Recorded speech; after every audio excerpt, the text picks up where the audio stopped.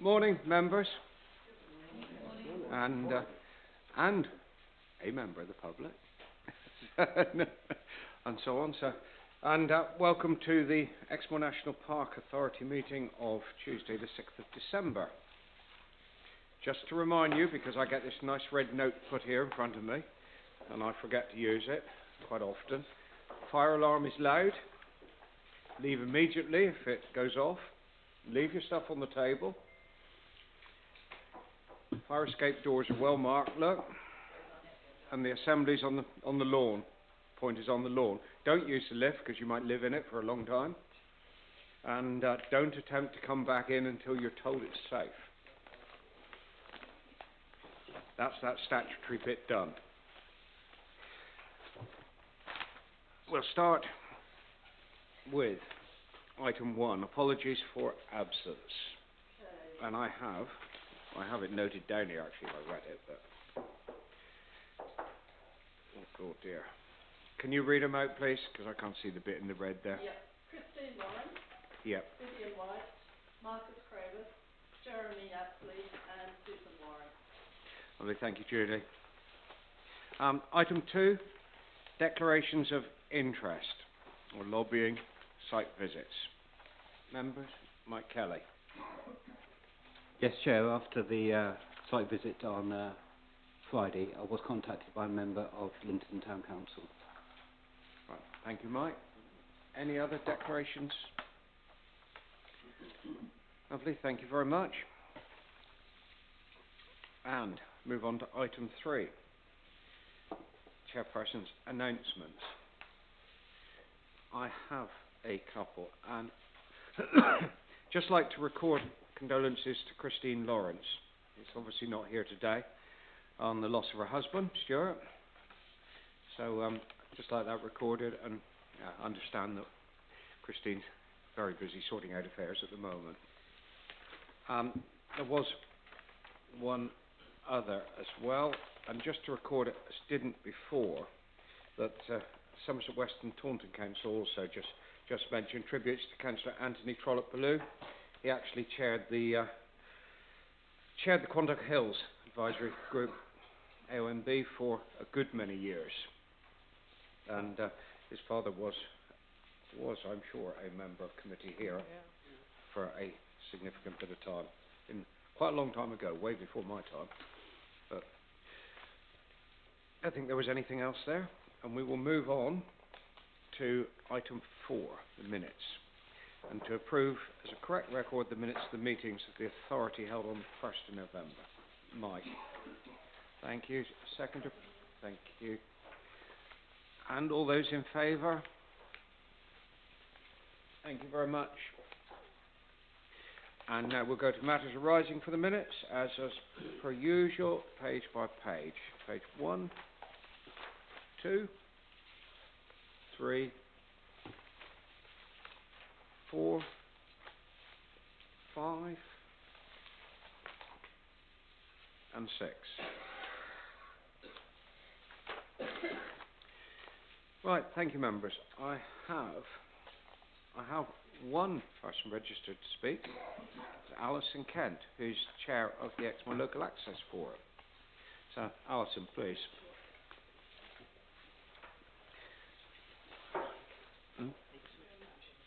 Yeah. Can you turn on the mic as well, please, Alison? On the top. Yes. Just will mention to members before we start, normally we allow 2 minutes for speaking.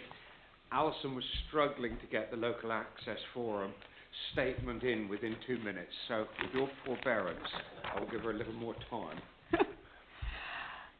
Good morning, everyone. The Exmoor Local Access Forum is made up of volunteers, 12 in number, who represent a wide range of interests, but all people who completely understand the need for a well-managed and easy-to-use rights-of-way network. You will all have received a letter yesterday sent from LAF, which I hope you have had a chance to read. This letter is really self-explanatory and expresses the deep concerns that the LAF members feel if the agency agreements are returned to Devon and Somerset County Councils. It is clearly understood by the LAF that major financial cutbacks now have to be made. But to lose control of Exmoor's rights of way would be a very retrograde and radical step to take. Since the 1970s, the National Park have worked towards an excellent, easy-to-use and enjoyable path network. As mentioned in the last letter, Somerset County Council is about to undergo major changes, both in its structure and in its ability to provide essential services due to its own massive financial difficulties. I myself live outside the park and can vouch for the neglect and apathy that can be seen on my local paths. I report issues, fallen trees, gates that don't open, stiles which are broken, and it can be months and in some cases years before anything is put right. Is this what you, the members, wish to happen on your watch? COVID resulted in proving the undeniable benefits of outdoor recreation to help everyone's physical and mental well-being. The recent Glover report has strongly identified with this invaluable public need. I'm asking you to please consider the consequences of handing back Exmoor's first-rate rights-of-way network to a very uncertain future of undoubted neglect and conflicts. Thank you very much. Thank you, Alison, very much. Some very, very, very topical points there to bear in mind as we consider during varying papers over the next month or two our future funding plan and strategic approach there. And thank you, Alison. Your letter gives us some valuable support in some of our negotiations. That's Myself or Vice Chairman Graham will be very happy to come and talk to anybody about the subject of this contract. Thank you, Alison.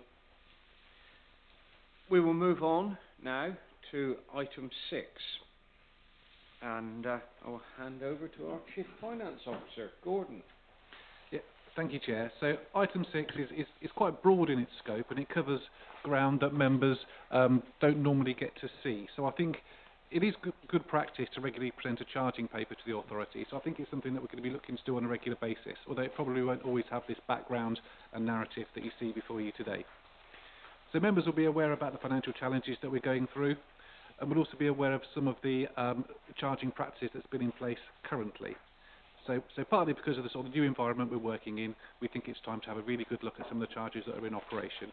We think effectively at the moment National Park Grant is subsidising some of the discretionary services that we offer. So the key sentence, if you like, is in 2.2, the second sentence, where it says the recommendation to the authority is that charging move towards full cost recovery within the confines of market acceptability. So that's a kind of broad theme that we're operating. And section 3 and onwards goes on to describe some of the policies and practices that we're looking to move towards or that are in operation currently. So some of those relatively smaller areas here concern archaeology or the national park centres or woodlands income, where there's not much of a change in practice there, you'll see. Some of the more significant areas, which I'm sure you'll want to ask questions on, involve temporary and permanent public path diversions, and there's some information there in 3.3 to 3.6. And you gates, it's also the fact that there's the policies described, so for education charging policies in Appendix A, and the Pinkery charging policies are in Appendix B for members all to see. No changes there, but they're provided for information. Another key area of focus in the report refers to car parking charges. So members will be aware that this has been a focus of work following on from the landscaping exercise. So we have invested quite a lot in car parks in recent years. And Appendix C describes existing charges that are in operation from other bodies across the national parks currently. But within the paper, we describe from 3.19 onwards, we describe the income that we receive from car parking, and we're also looking to the suggested changes that we're making to move more into line with what the marketplace are offering at the moment. And we also describe here introducing a season ticket for people who will be able, for £60 a year, they'll be able to avoid charges on our car parks and will get unlimited use for a year. So that will be a benefit to some people who may find their there, for example, their local dog walking car parking spot where charges are being introduced. The other major focus of attention is within development management and pre-app charging. So this is another discretionary area.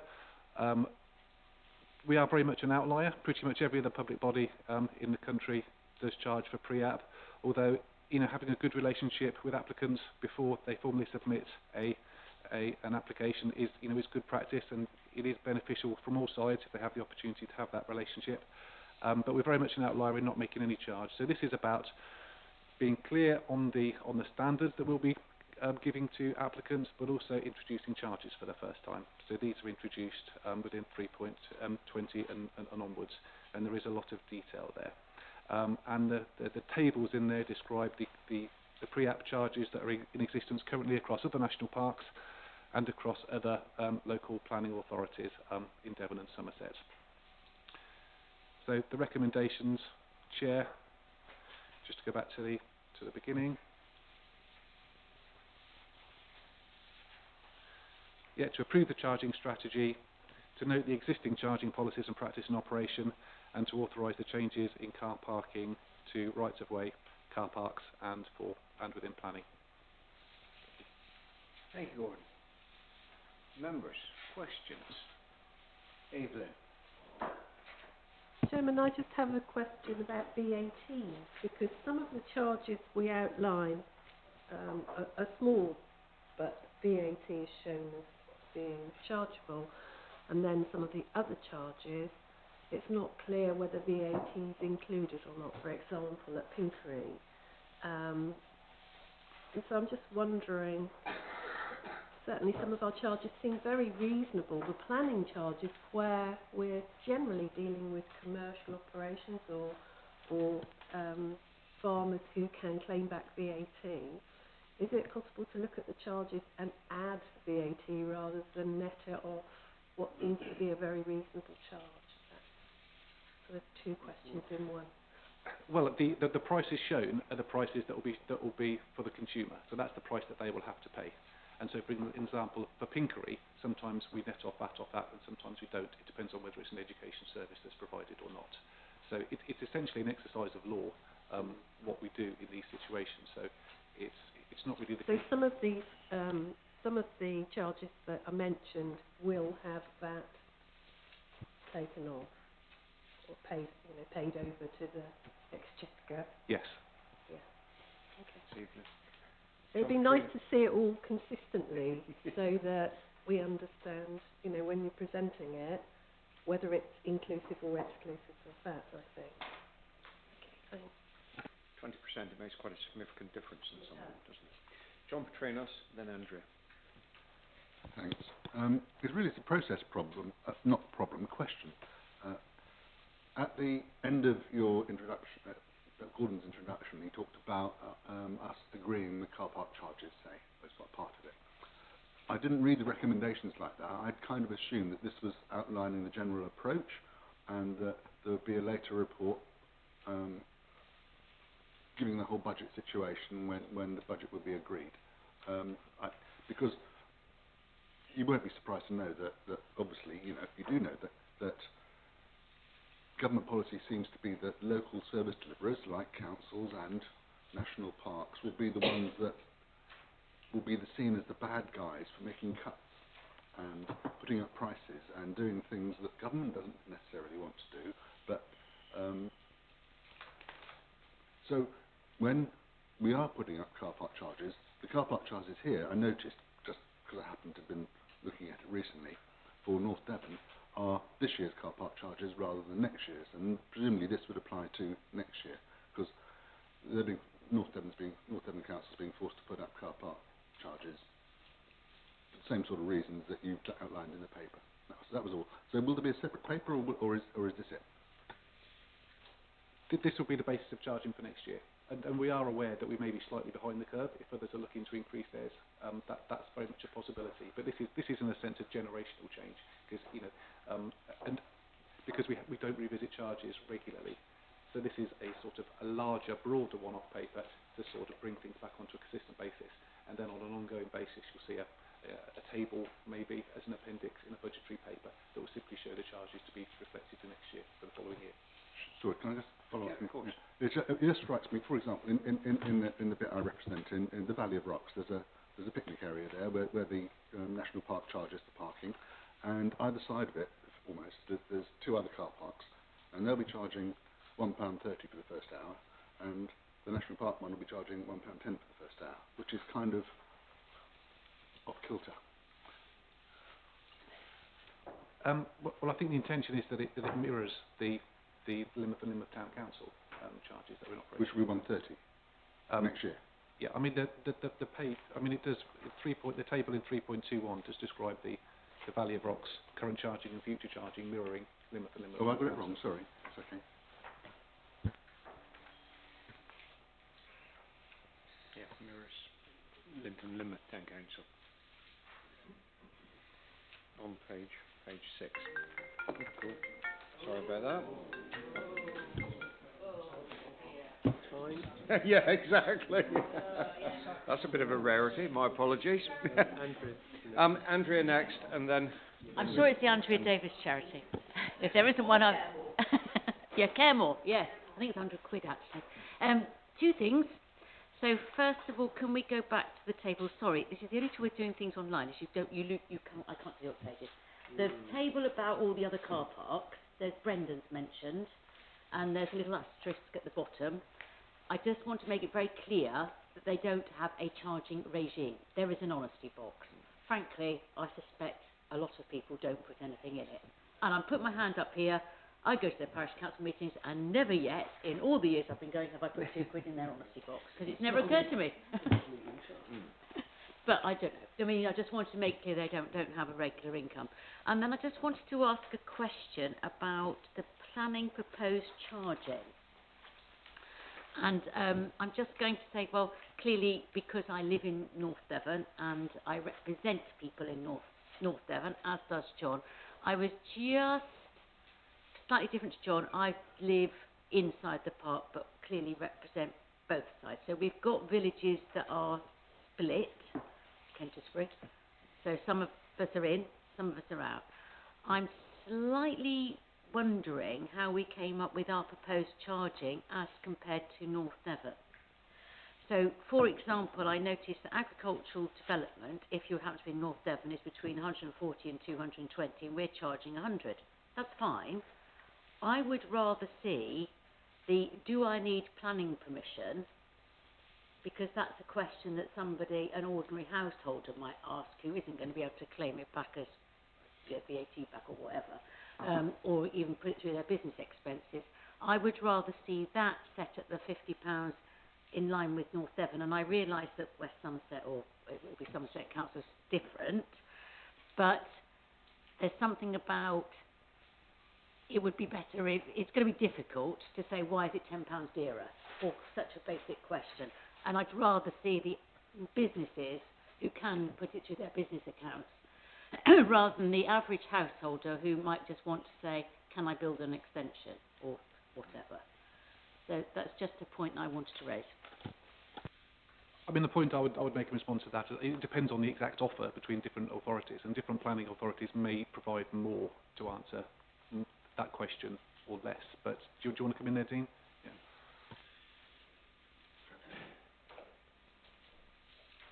Good morning, everyone. Yeah, so the paper sort of does some benchmarking to sort of ensure that there is some form of consistency, but that you're never going to be able to match the services, because there will be different demands on a particular service. So we, in particular, get quite a lot of informal requests of do I need planning permission, and the level of service that we provide in doing that is probably slightly higher than other authorities, and so the price reflects that, because of the officer time that is taken to research, to provide the information, and to provide the formal response at the end of it. And because of each authority has different charging schedules, you're never going to be able to get it so it's consistent. All we can do is, as is set out in the paper, we've used some data from the Planning Advisory Service Now that is historic data, and I think I acknowledged that in the section of the report to say it is old and it is very conservative, but it was the best baseline that we had, and then applying our understanding of the general amount of time that we have taken to consider with those requests. Now, I would stress that the reason why the structure of the fees is as it is, you'll be aware in other authorities it's probably a lot more complex than what we're putting forward today, but that's purely because of we wanted to establish the principle of charging for that discretionary service and then allowing us time to see how the service develops potentially over the next year before coming back with potentially a different process in dealing with pre-apps, a different way of treating pre-apps even. And that may reflect on some of the charges that we put forward. So this is very much a conservative approach to trying to meet some of the costs, and it certainly won't meet all of them, but some of the costs of that service that we provide, because of the concern is with increased pressures around budgets that it is a discretionary service that we don't have to provide. So it's to make that judgment. But just to sort of summarise and sort of your query, it's really difficult to be able to say, well, North Devon are charging this, so we better, because then you've got Somerset and they will charge differently. So we've just taken an assessment of what we do and how we come up with those figures derives from that. Yeah, please. So what I'm trying to get to is how are we going to explain this to those parishes that have got bit in and a bit out? Because there needs to be some narrative sent to them about this. Now, I'm sure that other people have also been approached by this by various interested bodies and other councils around the park, because, clearly people know about it. But it's about explaining why we're doing it, and that, we are going to give a better service, in this case, in North Devon, than North Devon Council. That's why it's £60 and not £50. That's the sort of narrative that we would need to go out. I think, Andrea, absolutely correct, and I think what Dean's probably said now would be quite useful to pull together something, obviously a little more concise than that, Dean. Yes, absolutely. That would explain that and that reasoning. And we're going to have to do this probably across the portfolio of charging here, because there is going to be a lot of questions, aren't there? And just so that people recognise, I think most people recognise the financial pressures that we're under now. So this naturally follows then. I think it would have been the wrong approach to have done the charging first and then to have tried to explain to people that we're under financial pressure. But there is an approach here. Dean, and then we'll... Just very, very quickly, I mean, that's why the paper talks about the charges coming to force from the 1st of April. So, subject to whatever decision is made, we'll then have an opportunity to be able to go out and do publicity, whether that's by the website or visiting individual parishes if we need to. Right, I've got a selection of people to speak. So, first of all, Nick, then Linda. Thank you, Chairman. Just a really, I suppose, a question, but also a indication. Clearly, for car parking, what we'd like to do is make cost neutral effectively. So, in other words, whatever prices are, they pay for the cost of running and maintaining the car parks. What I was just a bit concerned about is, of course, what we have to do is obviously we have to actually have somebody that actually goes round looking at where the cars are actually paid. Is that something that we've factored in here? Because, I mean, I know Somerset West and Taunton outsource it to Somerset County Council, who outsource it to a private company to do it currently. And I just wondered how that goes. Gordon, I know what my thoughts are on that. Well, it's not been built into the modelling, though, and we don't envisage it being a main part of our work. Nick, if you actually look, some of the car parking stuff is going to be reliant on cairns, effectively. So, it's not going to be issuing tickets or anything. I think there's an awful lot here that probably the cost of enforcement at that level would far outweigh the value of collecting the money, of the money you would collect. So I think we actually, to some extent, have to rely on people's honesty an awful lot, and that's ensuring that we've got the right publicity out there. I think it's going to be virtually to have somebody on patrol all the time, checking whether everyone is paid, And I would suspect that when our ranger teams go around, they do check the car parks as well, don't they? As part of their ongoing role. But it would be a kind of on a more my feeling is it would be a more an ad hoc approach than a permanent enforcement approach. Most people, to be fair, are reasonably honest. Except we just heard that somebody over there on the other side. Well, we always have the odd ignored dishonest one. Yeah. It's from Devon. You're isn't not it? going to Yeah. get everyone pay, but realistically, if you have a ticket machine and an enforcement regime, you still won't get everyone to pay, because there will still be those people that assume that the warden wouldn't be there when they're parked. I suppose what I was really saying is that there is an additional cost which Yeah. is not here when we're not factoring it in, is the enforcement of But I think when you're looking at the sort of the actual levels of money involved within the car parking, quite frankly, if we were to employ a full-time enforcement officer, it would swallow up the entire budget, wouldn't it? In reality. So, right. Thanks, Nick, for that. Anyway, it is a question, yes, and how honest is everyone? Linda. Thank you, Chairman. I do welcome the idea of an annual pass for the car parks. That's something that has really concerned me when we've been talking about this. As far as the car parks, like Tar Steps, where we've got the £3 and the £5 rates, could we not just do what we've done for Valley of the Rocks and put mirror National Trust charges so that we're not constantly coming back as they raise, so we stay on the same level as the National Trust? I think that would be quite helpful. The thing that's not on here, and I don't know if we can charge, I have a feeling we have discussed this before, but it's more the event side. We have these mass events, cycling, long distance walking, horse riding events that cross over public rights of way that we're repairing, cross over some private land. Is there an ability to be able to charge for some of that? And I think we do ask for care more donations. I don't know if we're getting any significant income from that, and if we could do more. Dan's at the end, look.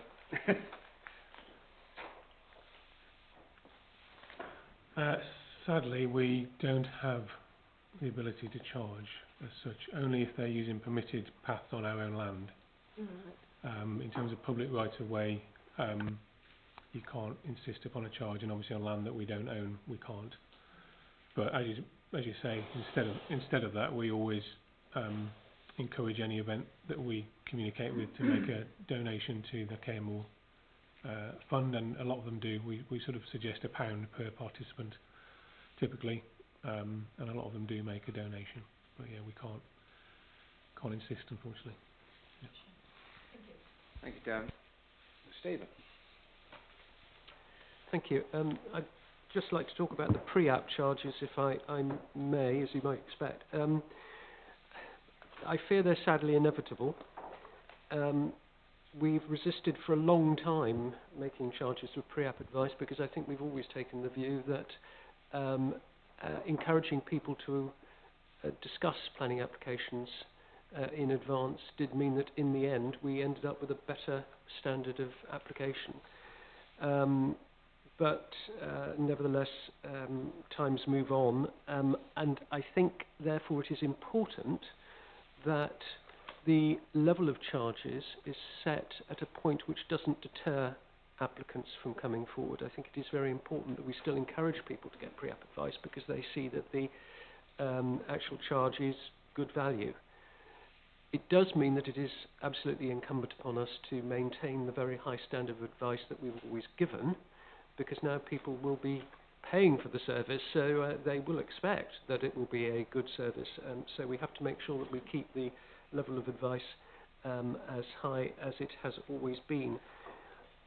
The final point is that in terms of the charges, I think we will have to review them annually, and it will be important to review them next year, because we've benchmarked against all the Somerset local authorities, but of course they are now in the process of dissolving and bringing themselves together in a single unitary planning authority, which will have a single consistent set of charges.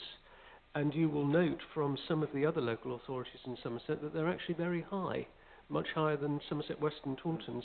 My suspicion, cynic that I am, is that they will tend to rise towards the higher level than stay down at the Somerset West and Taunton level. So I think it will be important that we see ourselves not only in the context of North Devon, because I think Ms Davis's point is absolutely right, but also the rest of Somerset. And of course, if we continue to be seen to be offering really good value in respect of the adjoining local authorities, that will also, I hope, encourage people to think that it's worth getting the pre-app advice from Exmoor. Thank you, Stephen. Now, some important points there, and I think this is the start of that journey, really, and it's putting in case that strategy that we need to adopt. Mike Kelly and then Francis. Yes, thank you, Chair. Yes, I was just going to pick up on that point. If we look at paragraph 2.2, Gordon mentioned this to us. As such, the recommendation to the authority is that charging move towards full cost recovery. So this is a starting point. Presumably it will be annually reviewed. I suppose the general question there is the objective ultimately to move towards full cost recovery? So do we arrive at that point at some stage?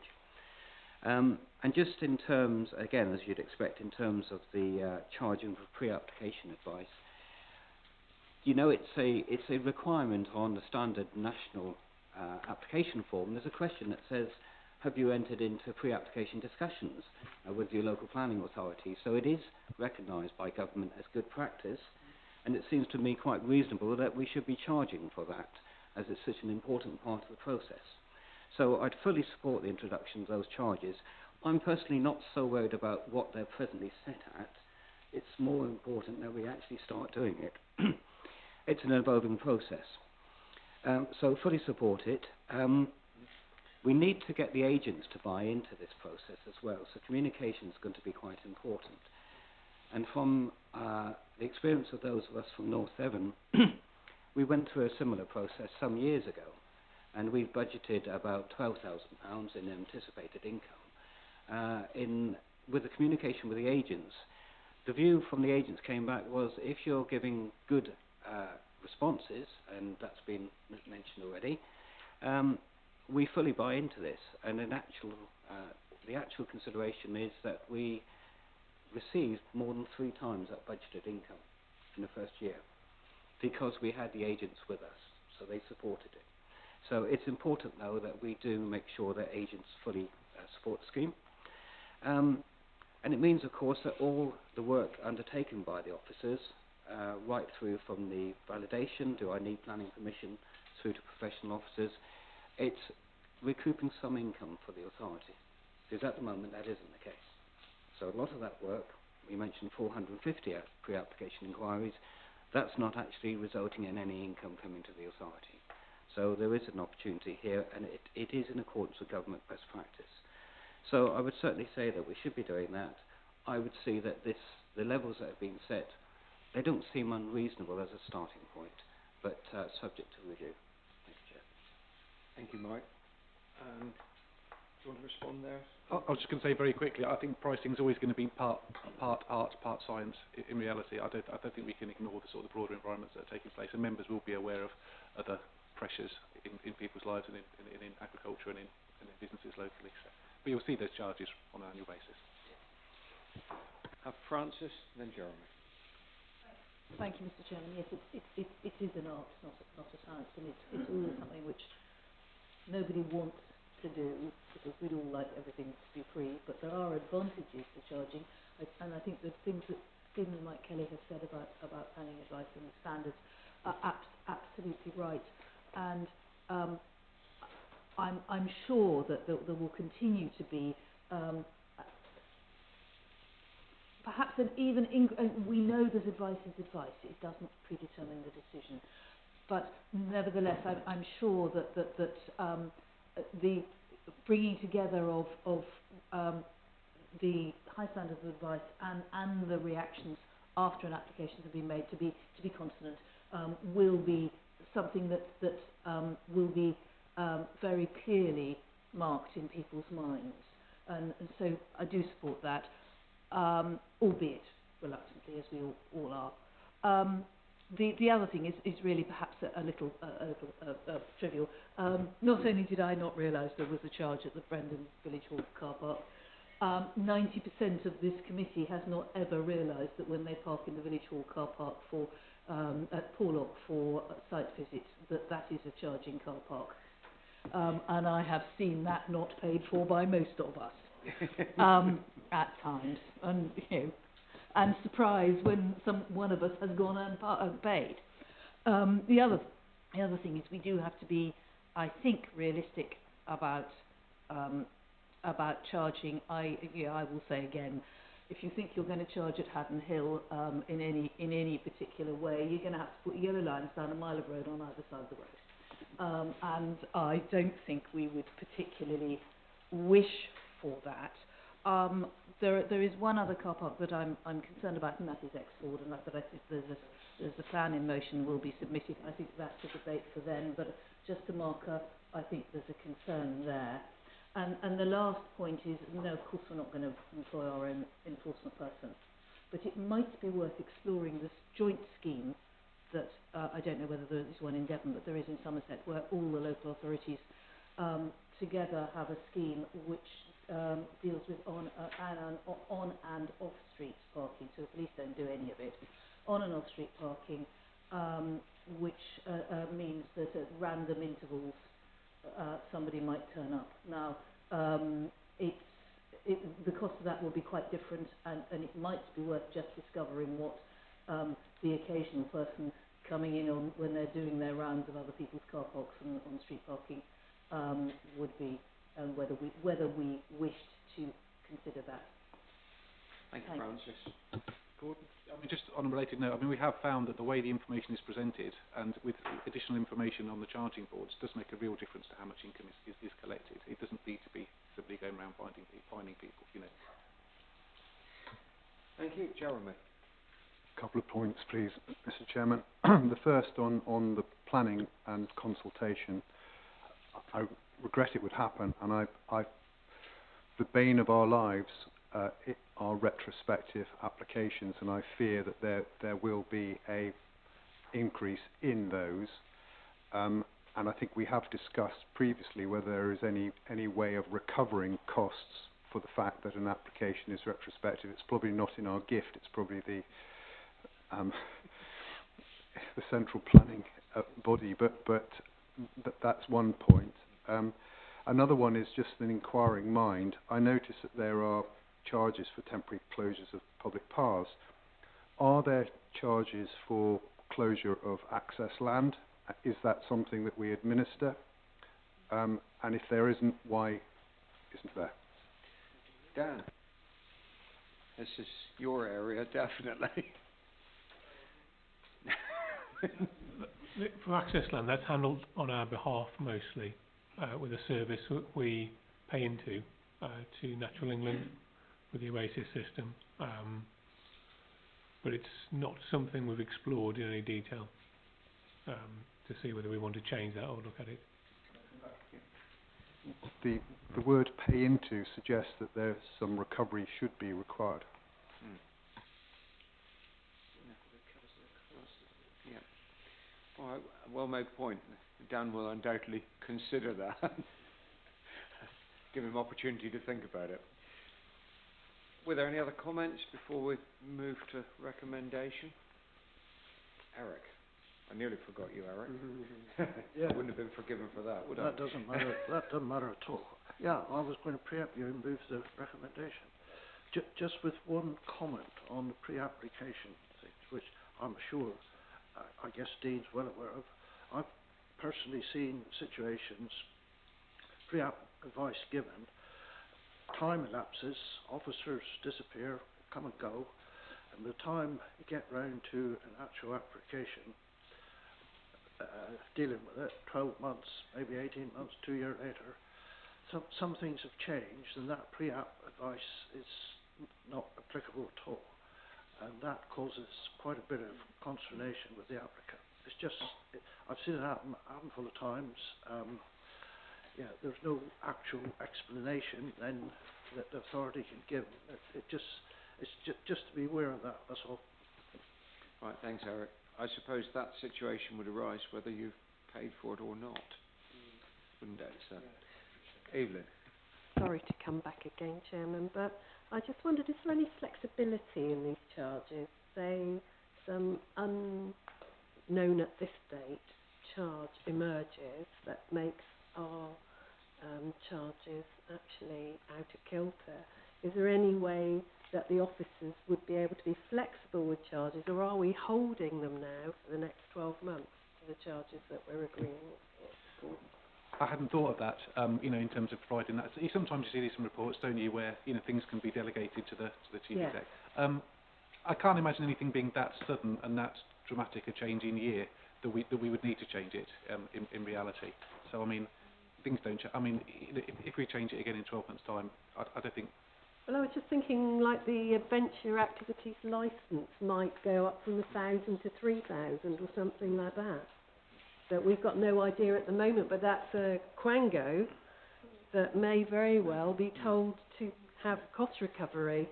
I think probably what we would have to do in that case is bring something to authority fairly quickly. We can't give you delegated. Well, this is implicit in bringing it before you that you set the charges. So we would have to come back before you if there was a sudden change.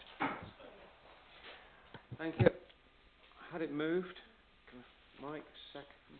Yes, I will second the recommendations for approval, note and authorise. The only provision I've got is that, as we've already discussed as a council in Exmoor, the need for like a weekly ticket at a favourable price for people that are living in the village or working in our local village school. We've got about, in Exmoor, we've got about, I think it's 6 people that drive to the school every 5 days, and they park in the car park, so we would look to have a favourable rate for them.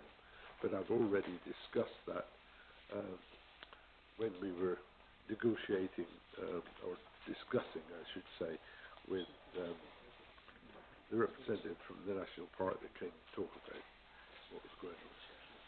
Thank you, Mike, very much. Yeah, I mean, we have been considering the needs of the people who work in Exford with the debates over the car parking schemes being developed. But, I mean, if teachers come in 190 days a year and they pay £60 a year, then that seems reasonable. Stephen? Correct me if I'm wrong, Exford actually isn't in this consideration. That's to come forward for a later discussion, because I have to say I might have a more stringent view than Mr. Ellicott about it, but that one we can thrash out at a future date. It'll be something to look forward to in 2023. Thank you. Had it moved and seconded? Motion. All those in favour, please. That is unanimous. Thank you very much. I think there was one thing that's come out of this, actually, and since Caroline sat at the back, has mentioned a time or two, communication of why. I think everyone is aware of the financial pressures that the authority's under. I think the explanation for this needs to follow fairly reasonably well on time to make sure people understand that this is a consequence of what's happening. Thanks, Caroline. We will move on to item. Thank you, Gordon, very much. Item 7, the progress implementing the corporate plan. I'll hand over to Claire. Thank you, Claire.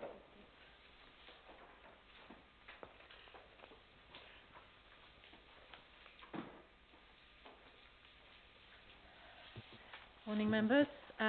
So this is our 6-month update to you on progress with our corporate plan delivery. As I've set out in the report, I think the important thing to draw to your attention is the sort of the context within which we're operating, particularly a lot of churn and uncertainty that's been happening nationally, which is sort of influencing a lot of the areas of of work that that we're trying to progress. For example, the response to the landscapes review recommendations, the changes to the environmental and management system and also on planning. And then secondary, as you've already been discussing this morning, the budgetary pressures, which have meant that in particular we have been holding vacancies and not filling posts. And the report sort of highlights where that is having an impact. So again, I will sort of flag up the things that aren't happening, because that's sort of, you know, probably the things that you'll want to be aware of. But I think that's not to take away from the vast majority of things which are, you know, still progressing and being, you know, very well implemented. So the particular things to highlight where we have indicated through an amber or a red bullet are the rights of way work, where we haven't recruited staff and also holding vacancies, so that is impacting on some of those actions. We've also been unsuccessful in some of the bids that we've been putting forward to bring in, you know, additional money for projects, for example, the coastal woodlands, although we are trying to deliver that in another way, and we will be still continuing to try and apply for further resources as they come up. And then also on the external funding, because we have only limited resources now, there that, you know, that is having a knock-on implication. And finally, we sort of flagged up the pressures that there have been in planning. Pleased to say that, you know, that is changing now that we have got, you know, permanent staff now in a lot of those posts, which hopefully will, you know, start to feed through. The actual, you know, performance of the team is pretty strong still anyway, but that, you know, there are knock-on implications have been because of those staffing pressures. But on the positive side of things, again, we now have our rural surveyor, and so all the work that's being progressed through the estate is now on track. So that's all I wanted to say, really, Chairman, in terms of a sort of context. You know, still some very good progress with a lot of the actions, as I say, but a few areas which naturally you would expect, you know, to see some impact because of those contextual factors. Thank you. Can I move that we note and delegate as suggested?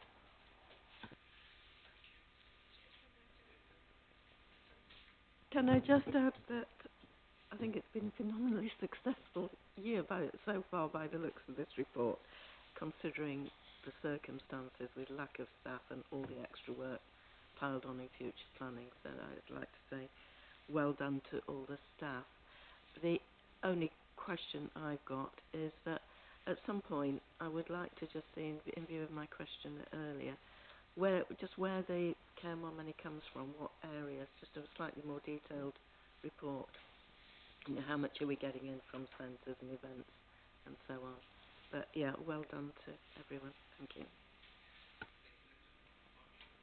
Chair, I was about to say the same thing. I think the staff ought to be thanked for their efforts in achieving what they've done. Thank you. Chairman, yes, absolutely echo that. Indeed, it's the most difficult time. It's not getting any easier. And I think congratulations and thanks are in order. And under the corporate priorities, I was pleased to see the section on planning, which is really helpful. Now, it may be something about the way that the plan is drawn up and written, but I just wondered whether, because planning is so important both for prosperity and people, that I wondered whether actually it would be something that would be worth mentioning in those sections as well. But as I say, it may be because the way the plan's drawn, it can't happen. But it feels like it's a very human thing. It's not a corporate thing, as it were. Well, just to explain on that, you're absolutely right. So what we've done, as you're aware, is to follow the partnership plan ambitions, and planning does help deliver some of those actions that are under, you know, people and prosperity within the partnership plan. But we're also conscious that in terms of our own performance as an authority in delivering a planning service, we wanted to make sure that we reported on that as well. So that's why it comes under corporate priorities. But you know, where relevant, where there are things that planning contributes to those other actions, we could try and highlight them in those earlier sections. Because I think those people outside here would look for planning as the thing that has in many ways the biggest impact on most of them, would look for how successfully are they being supported as people and the prosperity through this work, and if it was possible to give a nod to that, as well as having it as one of our priorities, that would feel sort of outward looking and friendly. Thank you, Francis. John? I think I kind of agree and disagree with Christine, because I agree that we ought to talk about planning, say how well or bad, what's going on and how effective we are, but we needn't, I think it would be a bad move to muddle it up with our corporate priorities, because then people would mistake it as if our planning role was a tool to deliver corporate priorities, when actually, of course, it's quite a separate quasi-judicial function of the authority, and isn't just used there for the benefit of the organisation, it's for the benefit of the community. John? Claire? Yeah, I think, again, I suppose I'll just reiterate the differential between under our corporate priorities, that's how we're performing as an authority in delivering that planning function. I think what Francis is referring to is the effect of that work is helping to deliver some of those wider partnership plan priorities around prosperity. So what we're doing through planning is helping to deliver, affordable homes and other development, and we might be able to put a bit more information in that section, which demonstrates the benefit to communities that arises, but not to sort of confuse the two, I think is the point you're making. Thank you. Thank you, Claire. Andrea? Thank you, Chairman. Just a few little things that I think that would be nice to highlight. So first of all, I think we'd like to register our thanks to Pete Hoyland, because plastic-free Exmoor, it's been well received and gets mentioned regularly to me, so I'm really pleased about that, and I think that's a real feather in our caps we've done that. I think we also need to note about the donations to Caremore up 15%. This isn't a background of people feeling hard up and not having any money. This is really good. I'm very pleased to be able to tell you, and I don't think the figures are public, but I know they're not, but I'm just very pleased to tell you that the bus that now goes from the 310 and the 309 that go now from Lynmouth to the railway station, those numbers on there are exceeding pre-pandemic. That's against a background of the rest of the bus services in the country are still only running at 80% pre-pandemic. So just by having that extra service, and I have to thank people like Jeremy who have taken the opportunity of going car-free when they go on holiday to use the bus. So that's good. And then I just wanted to sort of, on a slight downside, the staff survey. So there's something about, at one point, Ellie's here, there was sort of talk that there was going to be some sort of, well, I think I was the nominated member to go and that's why I bring it up. I think a conversation outside of this room might be very good, so I think that I would like sight of that, and I would like sight of our sicknesses going and absences as well. So it's a staff well-being thing that I'm interested in. Thank you. Yes. Yes. I mean, on that sickness and wellbeing one, we do only tend to report that annually rather than in year. So we will be bringing those figures to you in next summer. On the staff survey, yes, we will be following that up with members. It's a little bit delayed because of the impact of. We were doing this originally for the organisational development, which is still its intention, but the business review sort of delayed a little bit the follow-up workshops, which are actually happening at the moment. So we will follow up with members on that fairly soon, hopefully. Thank you. Thank you, Claire. Any other questions, comments? Fran? Thank you. Following on from the previous question, I just wondered, you mentioned that you report the figures annually. Perhaps 6 monthly would be helpful so that we could see if there was an issue halfway through the year, that we could maybe put in things to alleviate some of those issues if they were occurring, because rather than leaving it a whole year, you're then forcing the next. Okay. So I just wondered, is that a possibility, or is it just too much additional work to do so? It is additional work, obviously. I mean, we do monitor figures. I think what I would prefer to suggest, if members are happy, is that if we, as officers, highlight that there is an issue that we perhaps are concerned about, that we would then bring that to you, rather than, you know, requiring us to just report as a matter of course, just because of, you know, we're trying to, you know, reduce burdens on officers at the moment. Thanks, Claire. Andrea. Well, that's what the point I was coming to, is that I was the nominated member, so which is why I'm going to have a conversation with Claire outside this meeting, where we're not having it out in public, so that we can have a frank conversation about what is going on. If there is an issue, then I will be obviously raising it with the rest of the members. Thank you, Andrea. Any other comments? I believe Jeremy moved the motion, didn't he? Moved them. Can I have a seconder? Mike Kelly. All those in favour? Thank you very much, everyone. Thank you, Claire. And on to item 8, Claire. It's you again. Yes. Thank you. Sorry, just bear with me as I get the right document in front of me.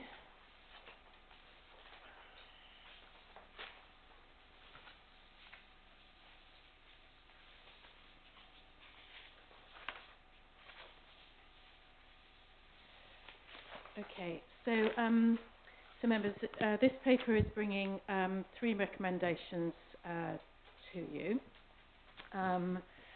The first one is in relation to the order of authority business. So you will recall that back in February we agreed to trial a different order of business, whereby we undertake authority business first and then planning follows on afterwards.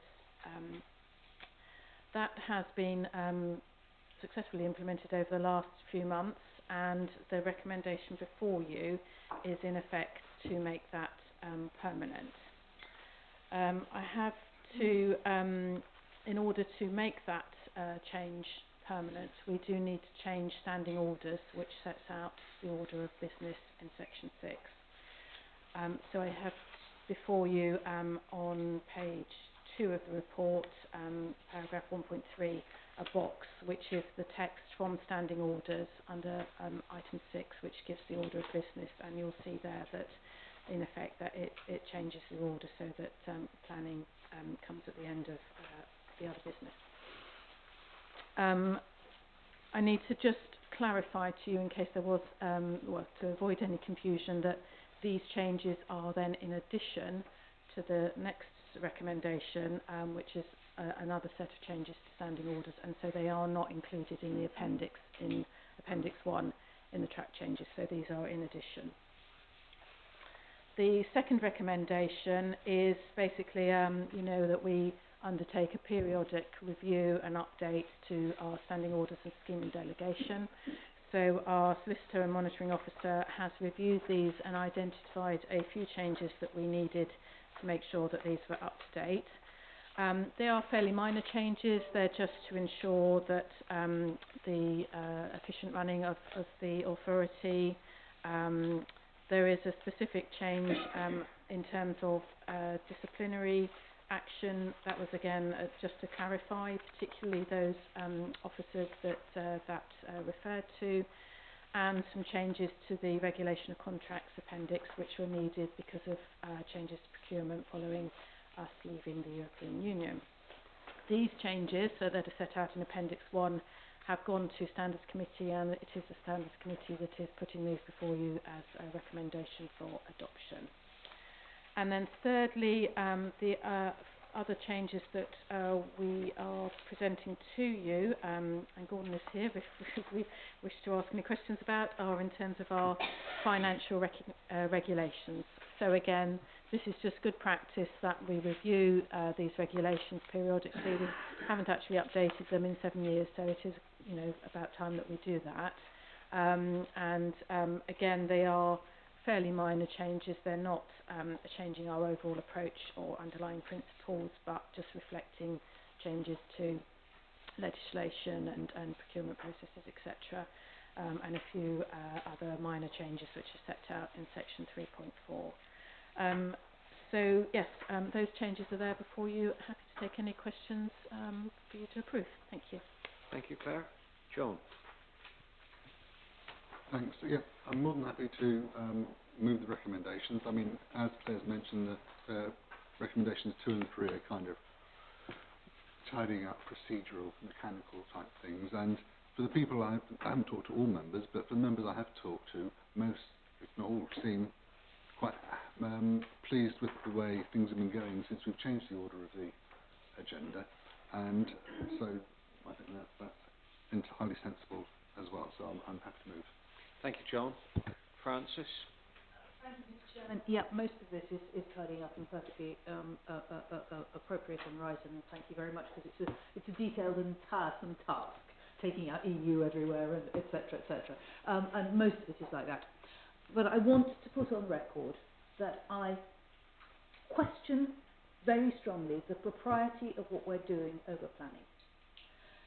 The one thing that affects more people, that the work that we do that affects more people than anything else in this park is planning. And to put it at the tag end of our meetings, to me, is wrong. Now, I absolutely appreciate that I am in a minority on this, but I want it recorded. Thank you, Francis. I'm going to go to Mike Kelly first, and then to you, Dominic. Mike. Yes, thank you, Chair. Well, I guess it's relating to planning. I'd just like to turn to page 28, 29 of Appendix 1. And it's a simple question, really, probably for Claire or Sarah. Are there any changes in terms of the scheme of delegation to planning? That's the first Not question. at this point in time, Mike, no. It is something that we are considering as part of the business review, but we haven't got to that point of putting forward those changes. Right. Okay. So just as a follow-up, if I may, I think it might be useful if at some point we did look at changes to the scheme of delegation to reduce the number of applications that might be coming to this authority and reduce the time spent on perhaps what may be seen as quite trivial applications. But if that's at least acknowledged, albeit it's not within these present changes, that's the only point I would make, Chair. Yeah. Thank you, Mike. It's appreciated. Just Stephen, comment on the same thing, and then I'll move to Dominic. Well, I hear what Dr. Kelly says. Unfortunately, it's not a topic for today's debate, but I think that several of us who are local representatives would resist most strongly changing the scheme of delegation where it relates to parish councils and their involvement in applications, because it is a matter of considerable concern to the local population when applications do come before them, which they treat extraordinarily seriously. Those of you who are in this room who are parish representatives know how much attention those parishes do give to planning applications, and I think that the way in which they are currently dealt with by this authority is both important to and highly valued by the local population. So I think we would have to think very carefully before we changed the scheme of delegation. Thanks, Stephen. But that will be a debate for another day. 2023 again. As Stephen said, that's not a debate for this paper at the moment. So I think, recognising it's not part of this paper, we will probably revisit, well, we'll undoubtedly revisit a discussion with a paper on the scheme of delegation at some point, and these points can be well made at that point where they would be more appropriate. So if we could leave that at the moment, but point well made, thank you. I think it will be necessary, regardless of what the views or the outcome, to revisit the scheme of delegation to determine whether it is or is not appropriate and what changes need to be made, if any. That I think is without question, and it's actually will be. It's appropriate for the authority to ensure what it's got in place is right for the time. And we will move to Dominic next. Dominic. Thank you. Yeah, I was just, like what Francis was saying, really, I was thought, did I miss a step here between us doing the trial and then I know I left the last meeting early, so maybe I missed a discussion, but where we then sort of said, well, how is it going? Actually, I think it's brilliant. I think it shows an appetite for change. I think it's absolutely informed. I think it's improved the way that we work immeasurably compared to my first year as a member. And so from that point of view, I think in terms of what it was intended to do and the reasons we had at the time for doing it, I think absolutely thumbs up. It's been brilliant. So great news on that one. But of course, as we know, and that's just been touched on really, this is probably part, whilst we have an appetite for change, this is probably a part now for actually rolling this on for more changes.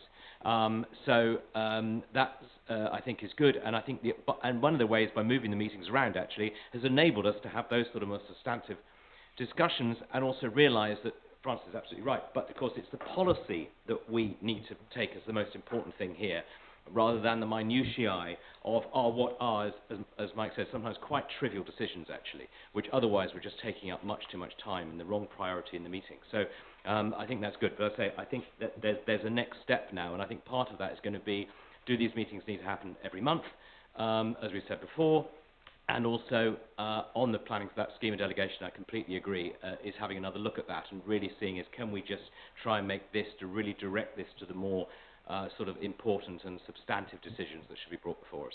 Thanks. Thank you, Dominic. Now, absolutely correct, and I do absolutely agree with you there. This is to actually make sure that we've got to where we are. That's right. This is not to say that this is the end of change. There will be substantive change from now on, and I think we have to discuss and debate among ourselves where we go next, and that will be, as several have discussed, and we've discussed at the forum as well, the varying opportunities. It's not within this paper, but I think we need to discuss within the paper and recognise that this is the start of an ongoing change. Nick? As it's not within this paper, it makes it life a little difficult, but I would say from a parish point of view, sitting on a town council, it's very important that this organisation reflects the requirement of those towns and parishes and the importance they see. I would be very concerned, and they would be very concerned, if we find a lot of things that the opportunity to bring it through to a committee to discuss, I think that's a retrospective step. I mean, what we're doing here, anyway, is likely to reduce the number of members who represent the local parishes and towns. And this is just another step forward to do that. So I would definitely, I don't see there is a reason to revisit that delegation authority. So that's my view, and I know, thank you for allowing me to put my view forward, and I support Stephen in this 100%. It is unusual, I must admit. It will be quite, undoubtedly when we get to that stage, there will be quite a substantive debate around some of this, but it's not for today's discussion.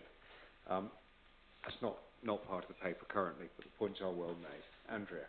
Chairman, I was going to say basically that, and frankly, we are now having a debate about something we have no paper on. It is not, doesn't have a report. We have not been asked to discuss it. This is just getting out of hand. So I'm going to move that the vote be taken, which I've never done before in my entire life. Seconded.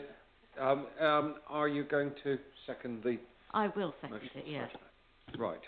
Thank you very much. Well, if there's no one else to speak, then we don't need... then we don't need... We've moved there. That has to be approved, of course. So those in favour? Thank you very much. And those in favour of the motion that was moved by John? Thank you very much. Thank you, Claire, very much for that. Very much appreciated. And we will move on to item 9, which, again, is Claire and Ruth. It is me, but I am going to just hand over to Ruth to introduce it. Thank you. Thank you.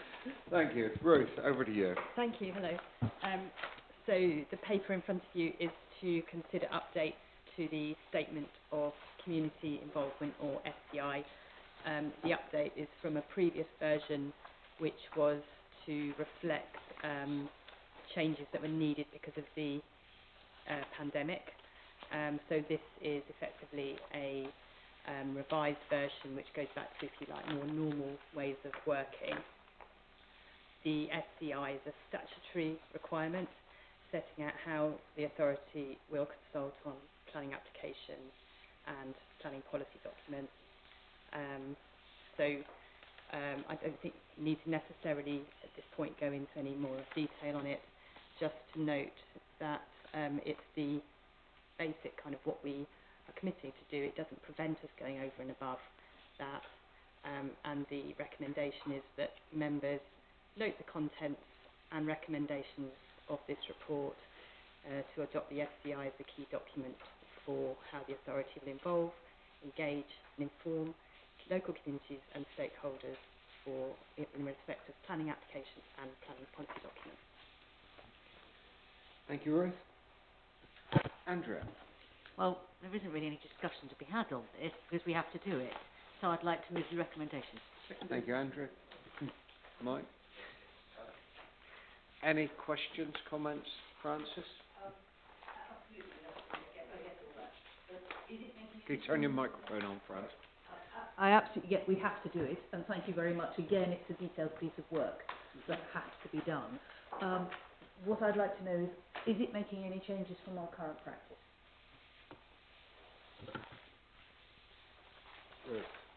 There, whichever one of you wants to answer. So the report sets out some of the other changes. So on page 2 of the report, paragraph 2.2, some of the other changes that have been made, in most cases are quite sort of smallish details. There's a series of bullet points there which I can go through if it's helpful. For example, reflecting the change to the unitary next April, making more general reference to authority publications, which we sometimes... Paragraph 2, 2.2. The covering report. Of the covering report. Sorry, yes. Yes. Thank you very much. I was particularly thinking... Microphone. Sorry. I was particularly thinking, you majored considerably on how we engage with the population about planning. So those were really or the questions particularly around not only the local plan development, but where we know that it feels fairly cumbersome at the moment, but in terms of planning applications, that was the bit that I was particularly wanting to ask you about, what changes and why. Okay. Yeah, thanks, Chair. So I think the key thing would be, for example, the removal of references to planning surgeries at Linton and Porlock, which were suspended in any case through COVID and haven't been reinstated. There's an addition, and this is a practical change, of where people wish to come in and discuss planning applications here at Exmoor House, that we would ask they make an appointment to reflect the fact that officers may be out on site visits or may, because of different ways of working, to make sure people are actually here to answer their queries and discuss applications with them. And I think that was the main two on planning applications. Yep. Francis, yep. Linton and Porlock surgeries were suspended. I can see that with the changes of the way people do things, there may well not be a need for them. Has there been any? That one question is: has there been any wish or expressed by the public to have them back, or any difficulty in gaining advice and so on because they're not there? So that would be a helpful thing to know. There's clearly making appointments is a sensible thing to do, unless you have a specific time set aside for whatever advice could be given. Then yes, clearly that makes sense. What about? I think there's something about notification of planning applications. Thank you. Yeah. So this paper is proposing that rather than the actual weekly list, so I'm talking about the weekly list, so there's new applications that have come in and been registered, being sent round to the various different parties, including parish and town councils, that they would be able to view it on the website each week, 'cause it's always available on the website. It doesn't prevent us sending that round, but I think the advice was that it would always be available on the website, so everyone can see it. In the last few weeks, there have been worries from parish councils expressed to me and others about the lack of the emails, the weekly email. And what about notifications? What about the question about the surgeries, information about surgeries, and whether there appears to be any desire from the public, which we ought to consider. And the other one is about notification of the notifications which we normally send to neighbours, well, of particular applications, neighbours or others on particular applications. So the notifications for neighbours, as far as I'm aware, is not changing. The specific change that's flagged up here is to clarify that it will be immediately adjoining neighbours, which is what we've done anyway, but just to absolutely make sure that it's clear in the SCI and therefore reflects what we're doing more accurately. Yeah. On the surgeries, I'm afraid I don't know the answer to that question. We can come back to you on that, or if Dean appears, we can ask him to clarify. But I think, the feeling is that that's not practice that we've continued. Therefore, this is just to sort of reflect the continuation. I think we suspended them. Yeah. We want to formalise that and stop them. Yes. And that's fair enough, but we need to know whether it's what the impact is. If it's nugatory or nil, then absolutely fine.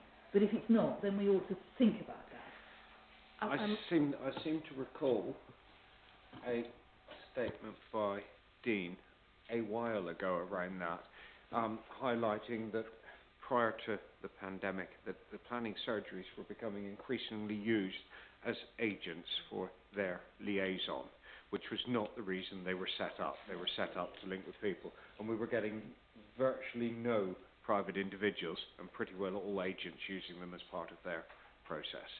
I think I recall that statement being made in the past there, Francis. Right, thank you. Yep. Any other questions of anyone? This is again, rationalising what we have to do here, and it's part of our service. Did I have a proposer? Andrea, seconded. Mike, thank you. All those in favour? That is everyone. Thank you very much. Thank you, Ruth, very much.